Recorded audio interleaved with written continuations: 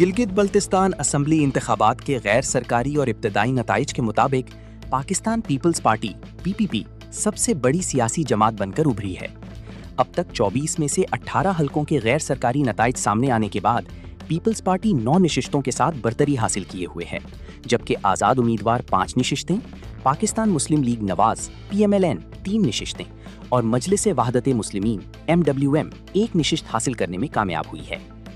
اتوار کو ہونے والی پولنگ کے دوران مختلف علاقوں میں ووٹرز کی بڑی تعداد نے حصہ لیا اور پولنگ کا عمل شام 5 بجے تک بغیر کسی بڑے تعطل کے جاری رہا۔ سیکیورٹی کے سخت انتظامات بھی کیے گئے تھے۔ پیپلز پارٹی کے چیئرمین بلاول بھٹو زرداری نے سوشل میڈیا پر رد عمل دیتے ہوئے کہا کہ گلگت بلتستان میں تیروں کی بارش ہو رہی ہے اور ان کی جماعت خطے کی سب سے بڑی سیاسی قوت بن کر سامنے آ رہی ہے۔ انہوں نے عوام کے اعتماد پر شکریہ ادا کرتے ہوئے حکومت سازی کی کوششوں کا اعلان بھی کیا۔ تاہم مختلف سیاسی جماعتوں کی جانب سے بعض حلقوں میں بے ضابطگیوں اور انتخابی عمل پر اعتراضات بھی سامنے آئے ہیں، جبکہ حتمی نتائج اور ممکنہ حکومتی اتحاد کی صورتحال ابھی واضح ہونا باقی ہے۔